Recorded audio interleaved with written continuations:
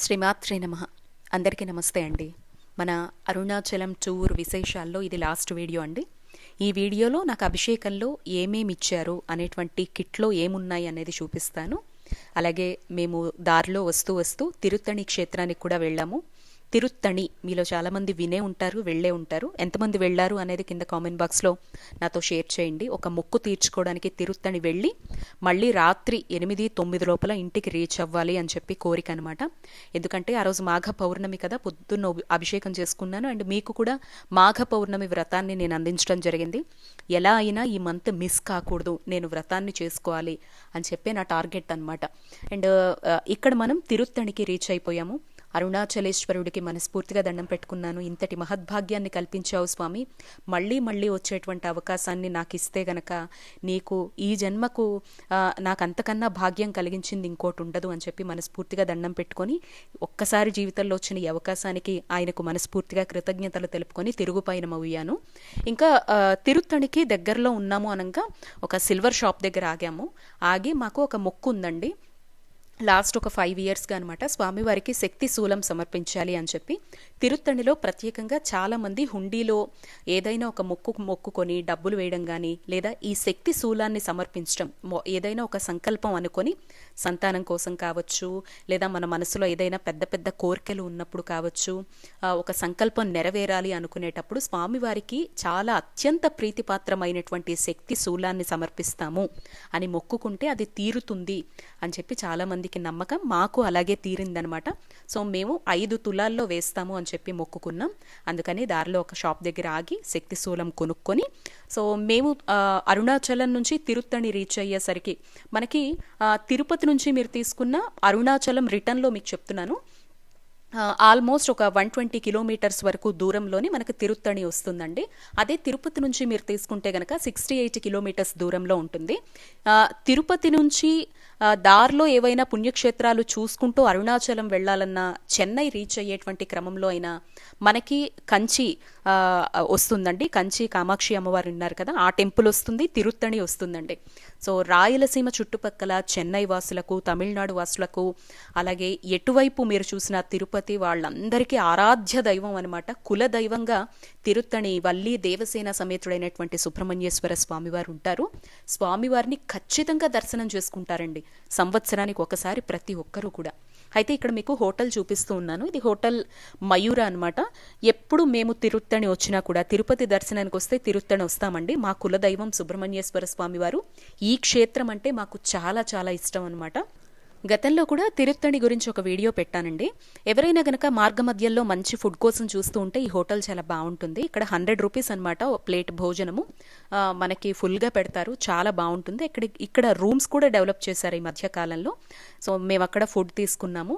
ఎందుకంటే మనకి టెంపుల్ మధ్యాహ్నం 12 నుంచి సాయంత్రం 4 వరకు క్లోజ్లో ఉంటుందండి తిరుత్తణి టెంపుల్ అనేది.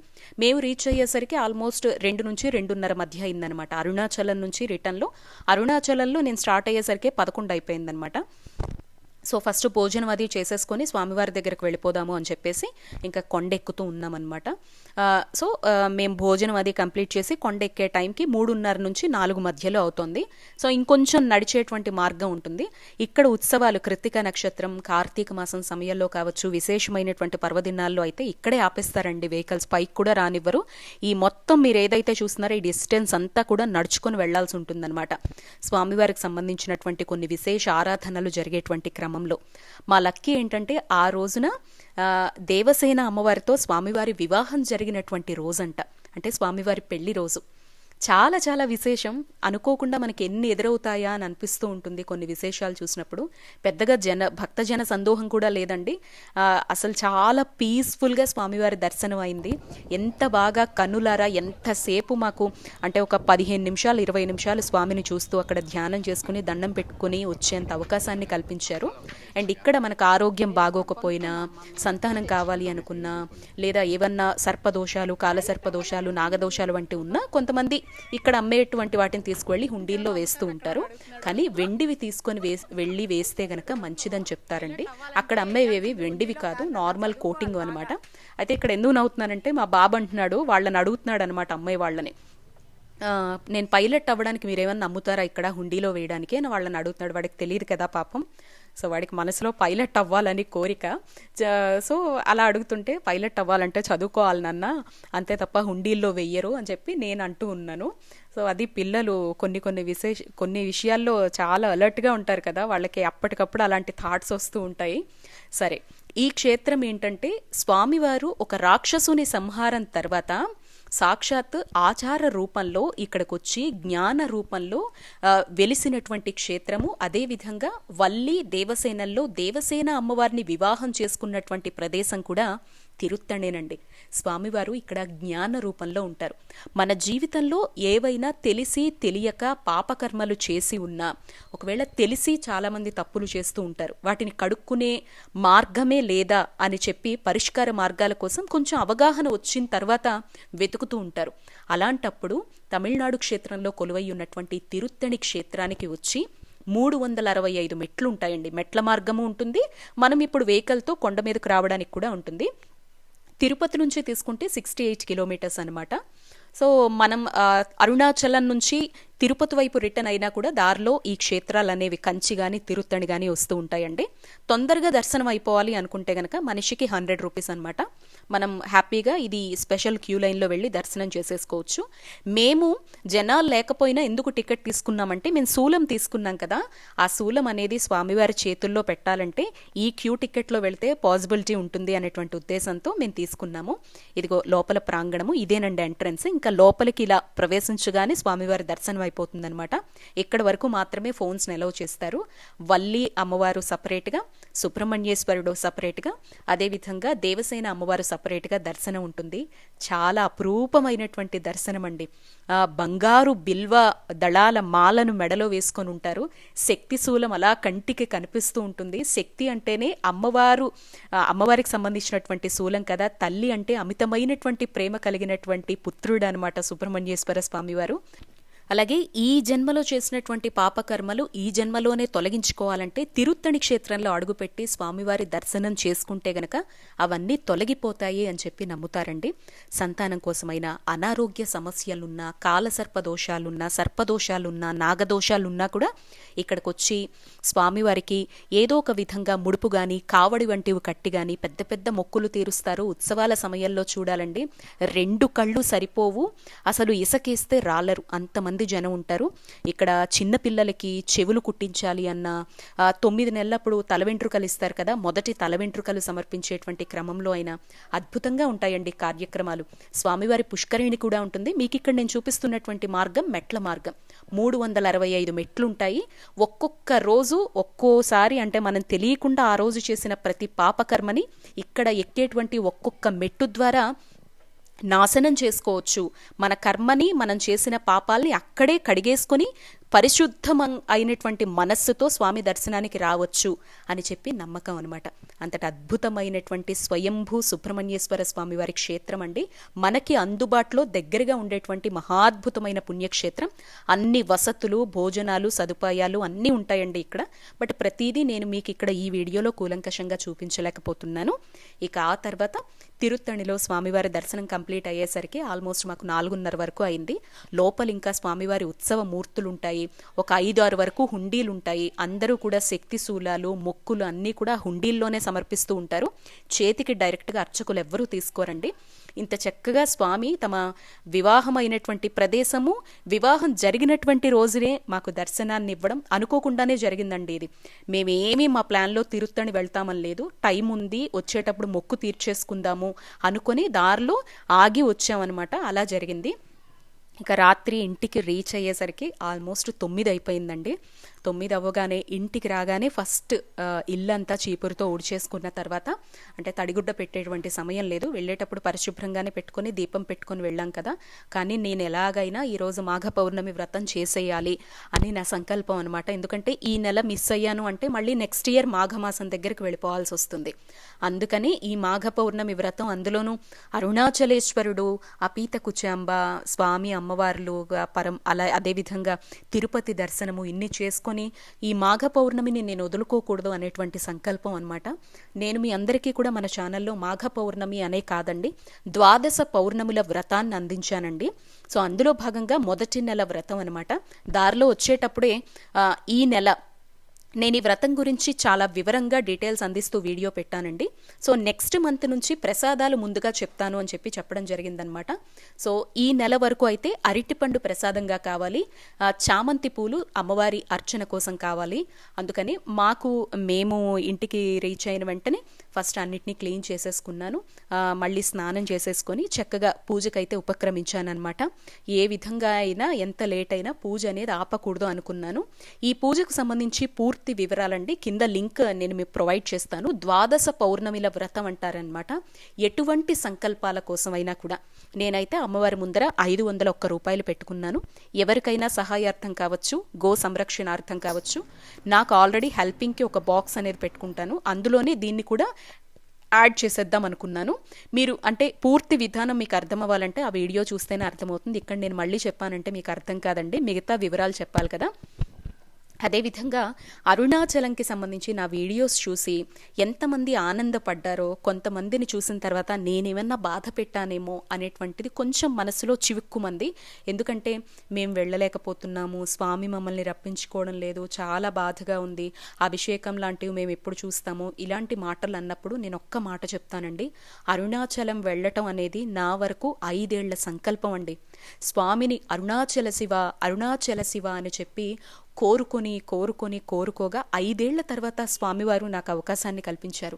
ప్రతి సంవత్సరం తిరుపతి వెళ్తానండి, తిరుత్తణి వరకు వెళ్ళి వచ్చేస్తాను, కానీ అరుణాచలం వెళ్ళాలి అని అనుకునేసరికి ఏదో ఒక ఆటంకం అండి.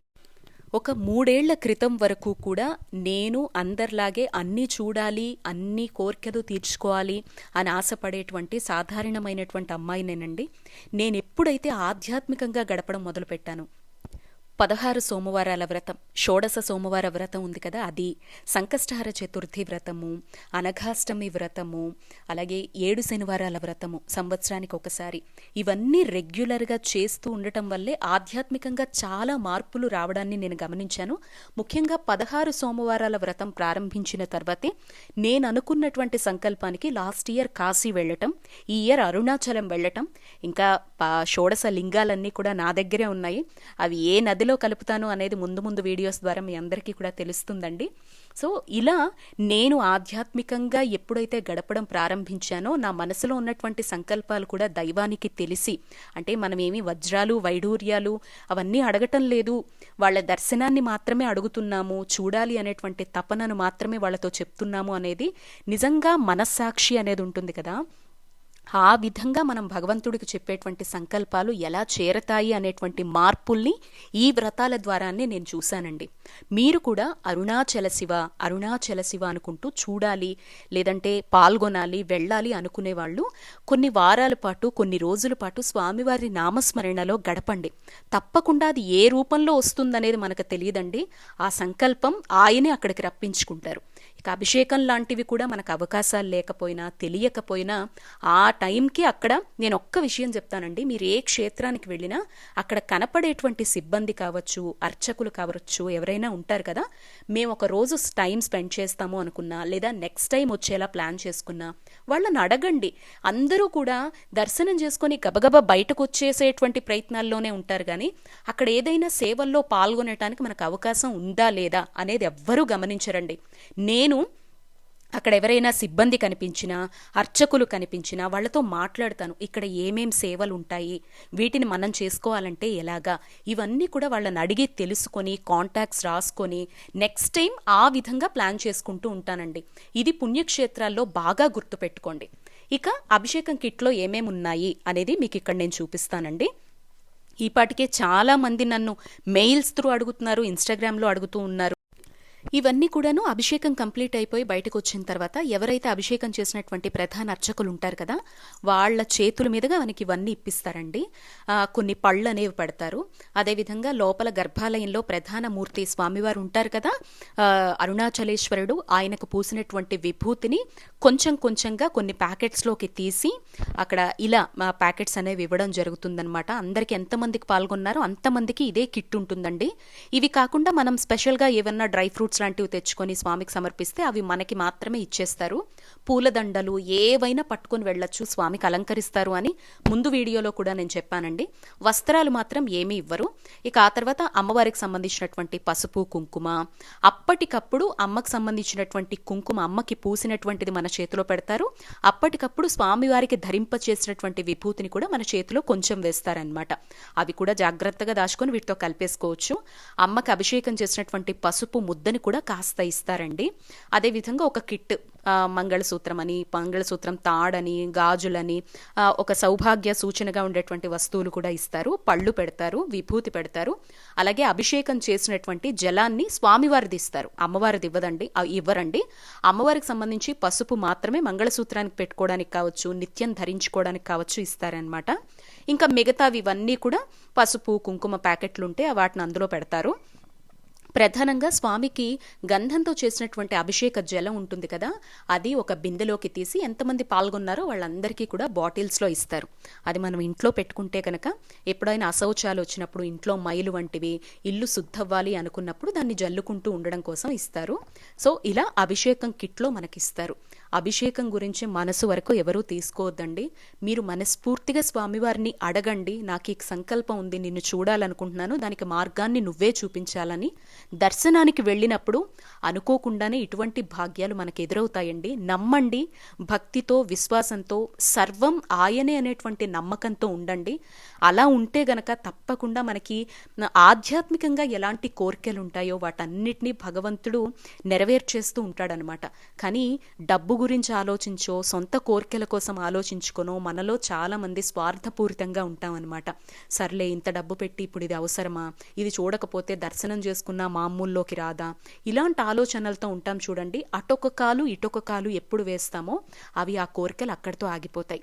అలాగే ఒక 500 రూపాయలు ఇచ్చిన తర్వాత ఈ ప్రసాదం కూడా ఇచ్చారండి. ఈ క్యాన్లో పులిహోర ఇచ్చారు, అద్భుతంగా ఉంది. ఈ క్యాన్లో ఫుల్గా పులిహోర పెట్టిచ్చారు. దీనికి 500 రూపాయలు పే చేయాల్సి ఉంటుందన్నమాట. ఇలా నా అరుణాచలం యాత్ర మొత్తం కంప్లీట్ అయిందండి. ఆ తర్వాత ఇంటికి చేరుకున్నాను. నెక్స్ట్ నుంచి నార్మల్ వ్లాగ్స్ అనేవి వచ్చేస్తాయి. సో చూశారు కదా, మొత్తం కంప్లీట్ చేసుకొని నా మాఘ పౌర్ణమి వ్రతాన్ని కూడా పూర్తి చేసుకొని ఇంటికి వచ్చేసిన వెంటనే యాజ్ యూజువల్గా మళ్ళీ నా షెడ్యూల్ అనేది కంప్లీట్ అయిపోయిందనమాట. రొటీన్లోకి దిగిపోయాను. సో మళ్ళీ మిగతా విశేషాలతో, మంచి మంచి వీడియోస్తో మన ఛానల్లో మళ్ళీ మీ అందరినీ కలుస్తాను. ఇప్పటి వరకు చూపించిన వీడియోస్లో ఎటువంటి పొరపాట్లు ఉన్నా దయచేసి క్షమించండి. చూసి మనసులో సంకల్పాన్ని చేసుకుంటే అది టైం వచ్చినప్పుడు తప్పకుండా నెరవేరుతాయండి. ఇదొక్కటి మీకు చెప్తాను. లేదా ఇటువంటి వీడియోస్ చూసి భావనతో మీరు అక్కడే ఉన్నారు అనేటువంటిది కూడా ఆల్రెడీ మీరు ఒకసారి వెళ్ళొచ్చేసినటువంటి అనుభూతిని కూడా ఇస్తుందండి. సో ఏదైనా కూడా మన మనసుతోనే ముడిపడి ఉంటుంది. మరొక చక్కనైనటువంటి వీడియోతో మళ్ళీ మీ అందరినీ కలుస్తాను. ద్వాదశ పౌర్ణమి వ్రతం అనేది ఎలా చేసుకుంటారు అనేది కింద పిన్ చేస్తున్నాను చూడండి. ఎవరైనా చూడకపోతే గనక ఆ వ్రతం గురించి తెలుసుకోండి. నేను ఎందుకు అంత ప్రాధాన్యతనిచ్చి వెంటనే ఇంటికి వచ్చిన వెంటనే ప్రారంభించాను అనేది కూడా మీకు అర్థమవుతుంది. నమస్తే అండి.